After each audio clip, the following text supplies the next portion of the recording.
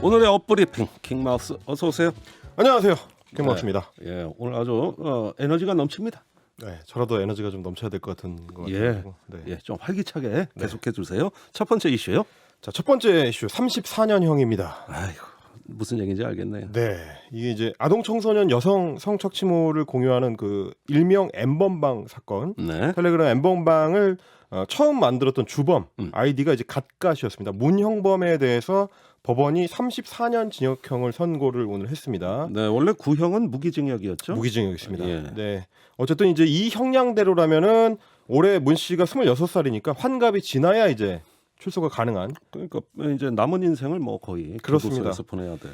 그런 이제 뭐 시간이 조금 지났기 때문에 혹시 구체적인 혐의를 잊으신 분들이 있으실까 싶어가지고 제가 좀 상기를 시켜드리자면 네. 아동 청소년 성보호법 위반, 특수 상해 이런 종류의 범죄들로 총 12개 혐의를 받고 있습니다. 예. 그래서 세부적으로 보면은 1275차례에 걸쳐서 아동 청소년 피해자 21명에게 성착취 영상물을 촬영하게 한 뒤에 이거를 전송받아가지고 소지하고 예. 영상을 제작한 혐의가 하나 있고요. 2019년 2월부터 지난해 1월까지 N번방에다가 3,762개의 성착취 영상물을 올려서 유포한 혐의도 있습니다. 우선 물량이 엄청납니다. 엄청납니다. 이자가 뭐 애초에 이제 주범이었기 때문에요. 예. 그리고 이제 악질적인 범행들도 많이 있는데 온라인을 통해서 알게 된 남성들에게 자신이 노예로 삼은 일명 그 피해 여성들을 성폭행하도록 지시를 하거나 예. 피해자 여성 2명에게 흉기로 자기 신체에 어떤 글귀를 새기도록 강요하거나 아이고. 이런 좀 악질적인 범죄를 저질렀습니다. 네. 그래서 이제 문형욱의 재판이 오늘 마무리가 되면서 N번방 관련 혐의자들의 1심 재판이 대부분 마무리가 되는 분위기입니다. 예, 중형을 선고받은 건 알겠는데 네. 그 사람의 내면이 진심으로 뉘우치고 있을까?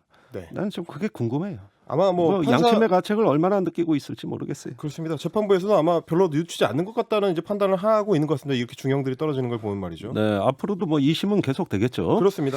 자, 주동자들이 이제 거의 다 판결 다 받았죠. 네, 굉장히 좀 이례적으로 좀 높은 처벌들이 나오고 있습니다. 처음에 체포가 됐던 박사 조주빈 같은 경우는 징역형이 총 45년형이고요. 아이고, 엄청나네. 조주빈의 공범인 붓다 강호는 징역 15년형, 이기야 이원호는 징역 12년, 예. 코태 안승진은 징역 10년 이렇게 전반적으로 좀 형벌이 높게 떨어지는 편입니다. 아무리 적어도 10년 이상. 그렇습니다. 예. 지금 주범들은 전부 다 대부분 중형이에요. 그렇게 되고 있는데 이게 원래는 N번방 사건 이전에는 온라인을 기반으로 한 디지털 성범죄에 대해서 이제 우리 사법부가 대체로 좀 미온적이다 이런 네. 비판을 많이 받았었는데 이번 사건을 계기로 우리 사법 당국이 아주 이례적으로 강한 처벌에 나서고 있는 그런 형국이고요. 네. 이들이 원래 그 동안에는 자기들의 활동 기반이 텔레그램이었기 때문에 텔레그램 같은 경우는 이제 서버를 해외에 두고 있고 네. 개인 보호 정책이 굉장히 강하다 이렇게 알려져 있었기 때문에 예. 안 잡힐 거라는 자신감이 굉장히 강했었습니다. 그것이 오히려 범죄를 키운 거죠. 그렇습니다. 그리고 심지어 이제 피해자들을 조롱하거나 사법 당국을 조롱하거나 이런 행태를 보였었는데 네.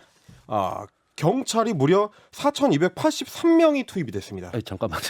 몇 명이요? 4,200? 총 4,283명의 경찰관을 투입을 해가지고 어마어마합니다. 그렇습니다. 러시아를 비롯해서 이제 각국과 국제 공조가 이루어졌고 예. 계좌 추적도 촘촘하게 하고 그리고 이제 이런 범죄의 특성상 한 명이 잡히면 줄줄이 또 엮이게 되는 아하. 그렇습니다. 휴대폰을 특히 이제 잡았을 경우에는 거기서 이제 줄줄이 공범들이 나오게 되는 네. 이런 형국이었기 때문에 지난 한 해 동안의 수사를 통해서 총 3,575명의 속칭 그놈들이 체포가 됐고요. 이야, 엄청난 숫자예요. 그렇습니다. 그중에서 구속만 245명이었습니다. 이게 뭐 단일 사건으로는 아마 뭐 최대 사건인 것 같아요. 아마도 노태우 정권 시절의 범죄와의 전쟁 이후로 이 정도 규모의 단일 사건이 사실은 많지는 않았었죠. 그때는 여러 사건이었죠. 그렇습니다. 지금은 네네. 딱 하나로 이게 그렇습니다. 엄청난 거예요. 그러니까 이제 숨을 수 있을 것 같다는 헛된 생각을 버리라는 신호를 제대로 한번 준 게 아니냐 예. 그런 생각은 좀 듭니다. 아주 기념비적인 정말 백서 하나 발간해야 될 수사예요. 그렇습니다. 그래서 실제로 이제 N번방 사건이 사회적 관심을 받으면서 그 동안에는 좀 사각지대로 꼽혔던 게 이제 불법 촬영물을 소지하거나 이게 유포하거나 혹은 이제 시청하는 죄에 대해서 좀 더 강하게 처벌하는 법률이 신설이 됐고요. 네. 대법원의 양형 기준도 기존에 비해서 굉장히 강화되는 처벌과 규제의 사각지대를 조금씩 메꿔 나가는 제도 개선이 이루어졌습니다. 네. 그리고 이제 경찰 같은 경우는 디지털 성범죄를 예방하거나 수사를 할 때 굉장히 효과적인 게 위장 수사 방법이라고 합니다. 예. 구매를 하려고 뭐 위장을 하는 방식으로 이제 함정을 파는 거죠. 네. 이거를 이제 법제화하는 방식을 적극 추진하기로 했고 네. 그럼에도 불구하고 최근에는 이제 텔레그램이 잡히니까 그보다 조금 더 잡기 어렵다고 알려진 확장형 메신저 디스코드라는 메신저가 있는데 그쪽으로 좀 둥지를 옮기는 집단들도 좀 관찰되고 잠깐만요. 있습니다. 이제 텔레그램이 이제 이렇게 네. 한번 건거가 되니까 네.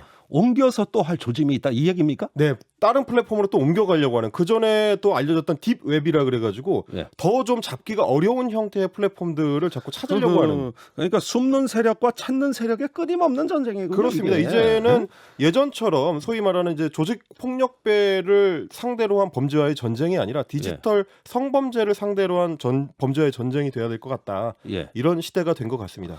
예, 디지털 그 공간에서의 어떤 그 숨바꼭질 같은 네, 이런 현상들이 이어지고 있다. 요거 강조해 주셨어요.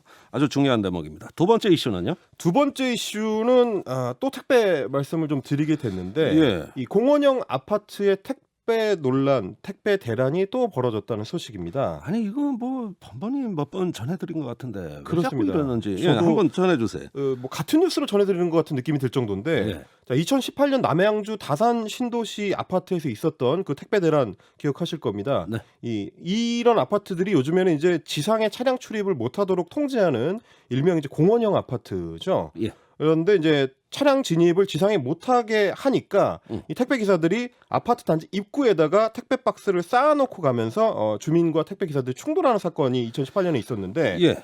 똑같은 일이 이번에는 이제 서울 강동구 고덕동에 5,000세대 규모의 대규모 아파트 단지에서 벌어졌습니다. 네.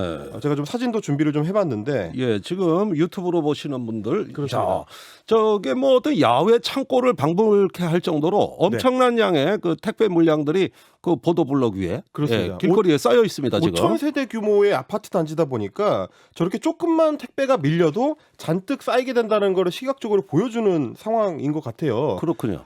이게 이제 지상으로는 차량 진입을 못하게 해놨고 예. 그렇다고 이제 지하 주차장으로 들어가려고 해도 이 아파트 같은 경우는 지하 주차장 출입구의 높이가 2.3m 정도밖에 안 된답니다. 네. 근데 이제 그 택배 차량의 탑차들의 높이가 2.5m를 넘는 경우가 많기 때문에 네. 지하 주차장으로도 못 들어가고 그러니까 결국에는 택배 박스를 이제 아파트 입구에 쌓아놓고 또 주민들은 거기에 대해서 항의하고 예. 그러니까 택배 노조에서는 이거 이제 아파트 주민들이 벌이는 갑질이다 이런 식의 이제 규탄을 하면서 각 세대별로 개별 배송을 하는 걸 중단하겠다라는 입장을 또 발표하는 이런 악순환이 또 벌어지고 있습니다. 예, 택배 노조에서 공식적으로 발표했죠. 그렇습니다. 네. 네. 13일까지 해결이 되지 않으면 택배 대란이 일어날 수 있다라는 경고를 하고 나섰습니다.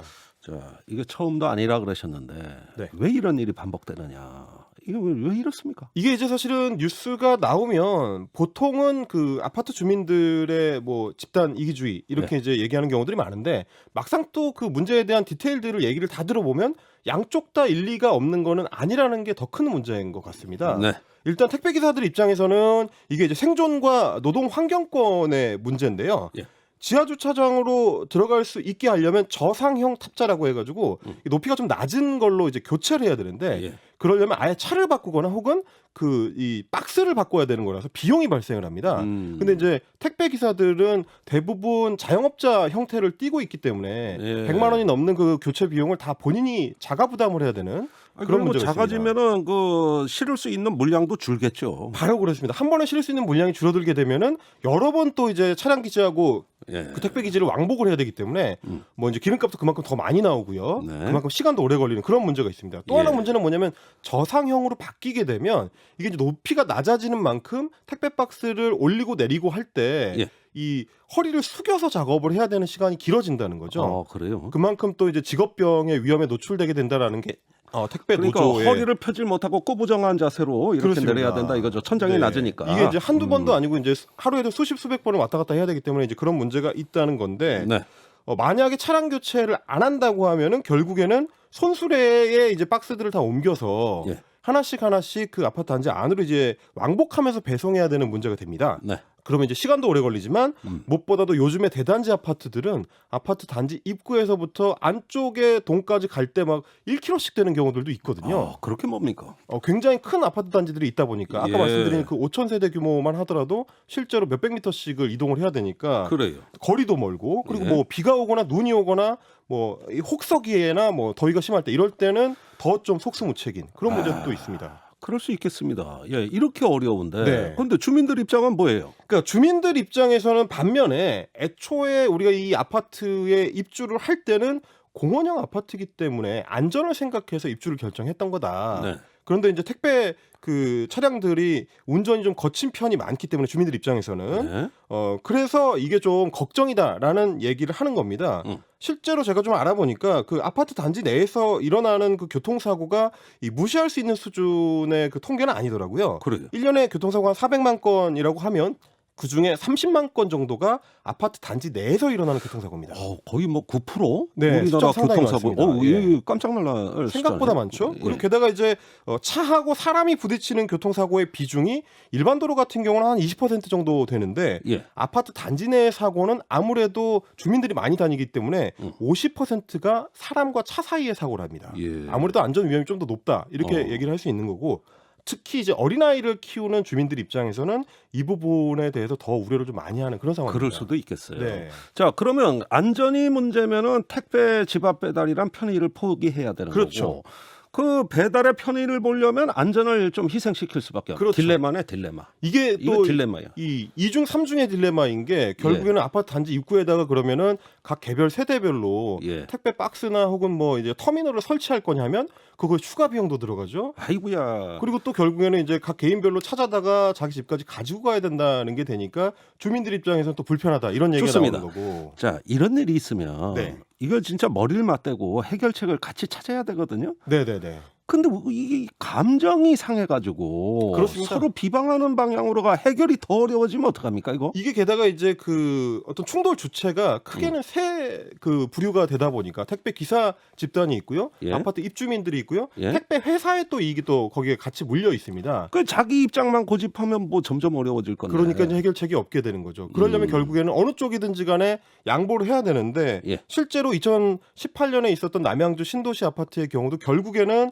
최근에 보니까 택배 기사들이 손수레를 가지고 이제 개별 배송을 하고 있는 상황이고 예. 다른 아파트들 같은 경우는 아파트 단지 내에 실버 택배라고 해가지고 예. 아파트 입구에다가 택배 박스들을 가져다 두면 추가로 다른 인력을 고용을 해가지고 이제 배송하는 시스템을 도입을 해봤는데 네. 이 경우에는 이제 택배 배달 단가가 별로 높지 않아가지고 예. 별로 좋은 퀄리티의 서비스를 못 받더라 이런 얘기들이 또 제기되기도 했습니다. 그러니까 아, 결국에는 주민과 택배 기사, 택배사가 합의점을 좀 만들기 위해서 서로 얼굴을 맞대고 머리를 맞대야 되는 문제가 아닌가. 이걸 해결하지 못하면은 충돌이 또 반복될 수밖에 없다. 그러니까 서로 한 걸음씩 양보해서 네. 택배 비용을 조금 높인다든가. 그렇죠. 아니면 별도의 어떤 그 시스템을 만든다든가. 그렇죠. 예, 이런 어떤 아니면 택배 것들을- 회사가 기사들한테 추가적인 비용 지원을 한다든지. 그렇죠. 네. 예, 뭔가 창조적인 어떤 해결책 만들어내야죠. 그래야 될 것 같습니다. 네, 킹마우스 수고 많으셨습니다. 감사합니다.